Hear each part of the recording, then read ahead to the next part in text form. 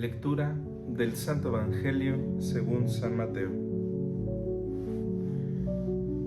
Un día salió Jesús de la casa donde se hospedaba y se sentó a la orilla del mar. Se reunió en torno suyo tanta gente que él se vio obligado a subir a una barca, donde se sentó, mientras la gente permanecía en la orilla. Entonces Jesús les habló de muchas cosas en parábolas y les dijo: Una vez salió un sembrador a sembrar, y al ir arrojando la semilla, unos granos cayeron a lo largo del camino. Vinieron los pájaros y se los comieron. Otros granos cayeron en terreno pedregoso, que tenía poca tierra. Allí germinaron pronto, porque la tierra no era gruesa. Pero cuando subió el sol, los brotes se marchitaron y como no tenían raíces, se secaron. Otros cayeron entre espinos y cuando los espinos crecieron, sofocaron las plantitas. Otros cayeron en tierra buena y dieron fruto, unos 100 por uno, otros 60 y otros 30. El que tenga oídos, que oiga. Después se le acercaron sus discípulos y le preguntaron: ¿Por qué les hablas en parábolas? Él les respondió: A ustedes se les ha concedido conocer los misterios del reino de los cielos, pero a ellos no. Al que tiene se le dará más, y nadará en abundancia. Pero al que tiene poco, aun eso poco se lo quitará. Por eso les hablo en parábolas, porque viendo no ven, y oyendo no oyen ni entienden. En ellos se cumple aquella profecía de Isaías que dice: Oirán una y otra vez y no entenderán. Mirarán y volverán a mirar, pero no verán, porque este pueblo ha endurecido su corazón, ha cerrado sus ojos y tapado sus oídos, con el fin de no ver con los ojos, ni oír con los oídos, ni comprender con el corazón, porque no quieren convertirse, ni que yo los salve. Pero dichosos ustedes porque sus ojos ven y sus oídos oyen. Yo les aseguro que muchos profetas y muchos justos desearon ver lo que ustedes ven y no lo vieron, y oír lo que ustedes oyen y no lo oyeron. Escuchen pues ustedes lo que significa la parábola del sembrador. A todo hombre que oye la palabra del reino y no la entiende, le llega el diablo y le arrebata lo sembrado en su corazón. Esto es lo que significan los granos que cayeron a lo largo del camino. Los sembrados sobre terreno pedregoso significa al que oye la palabra y la acepta inmediatamente con alegría. Pero como es inconstante, no la deja echar raíces, y apenas le viene una tribulación o una persecución por causa de la palabra, sucumbe. Lo sembrado entre los espinos representa a aquel que oye la palabra, pero las preocupaciones de la vida y la seducción de las riquezas la sofocan y queda sin fruto. En cambio, lo sembrado en tierra buena representa a quienes oyen la palabra, la entienden y dan fruto. Unos el 100 por uno, otros el 60 y otros el 30.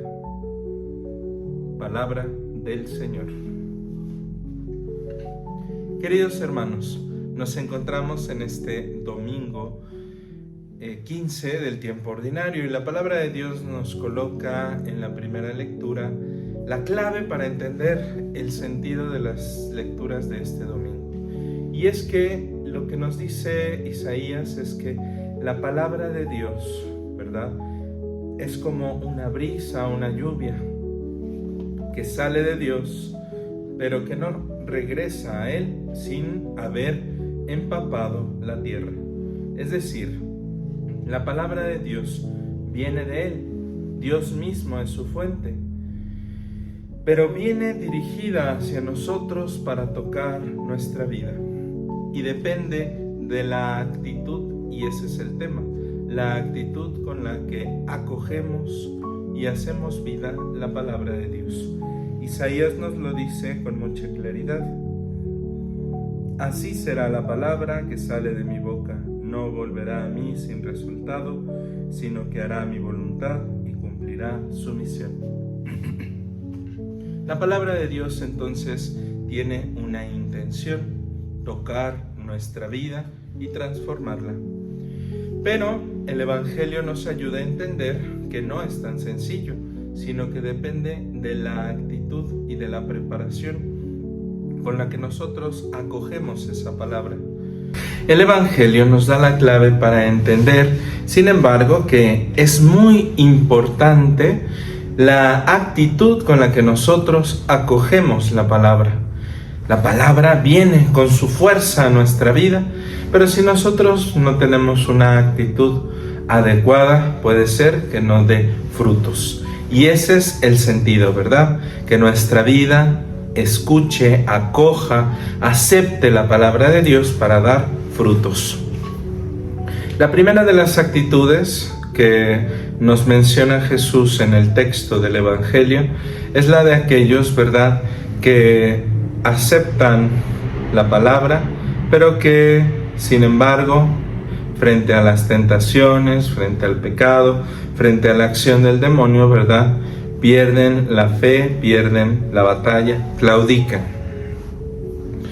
Esta primera actitud tiene que ver mucho, ¿verdad?, con aquellos que van abandonando la fe por diferentes circunstancias, pero que sin embargo tiene que ver sobre todo con la acción irresponsable de no profundizar ni en nosotros mismos ni en la palabra de Dios. Cuando no profundizamos en nosotros, cuando no sabemos quiénes somos, cuando no sabemos verdaderamente cómo hacer vida esa palabra, es muy difícil que entre en nosotros.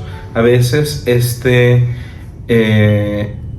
contacto superficial con la palabra nos deja, ¿verdad?, expuestos a las tentaciones, los pecados, las actitudes que rompen la comunión y nos dejan, ¿verdad?, presa fácil para el diablo, que arranca de nuestro corazón la fe que el Señor nos regala, que el Señor Jesús como sembrador coloca en nuestra vida. La segunda de las actitudes es la falta de profundidad. A veces nos quedamos con una fe muy por encimita, ¿verdad? Que la fe no me lleve a compromisos, que la fe se quede únicamente el domingo en la misa, que la fe sea únicamente en los cumpleaños, en los aniversarios de mis difuntos, en los 15 años, en las bodas, en los bautizos y ya, que Dios no se meta más en mi vida, ¿verdad? Bueno, pues esa es una actitud muy superficial. Cuando no dejamos que la palabra de Dios toque nuestra vida, cuando no dejamos que el Señor vaya entrando en nuestro interior, pues somos como esta segunda planta, ¿verdad?, que crece sobre terreno pedregoso y que aunque a lo mejor aceptamos la fe, la palabra, con alegría, con amor, de un modo quizá correcto, ¿verdad?, frente a esta superficialidad de a veces nuestra vida, pues la palabra se seca frente a las dificultades, frente a los problemas. Los espinos, ¿verdad?, representan sobre todo la persecución, la burla, la crítica, que a veces cuando vamos progresando en nuestra vida de fe, vamos enfrentando, ¿verdad? A veces son nuestros propios familiares quienes se burlan de nosotros porque nos acercamos a la iglesia. Quizá nuestro primer grupo, nuestro primer apostolado, nuestra primera acción de iglesia, ¿verdad?, pues reciba esta actitud de algunos: burla, crítica, ¿eso para qué? Eso no sirve, eso no es productivo, ¿verdad?, no te deja dinero. Y a veces somos presa, ¿verdad?, de esas persecuciones, de esas críticas.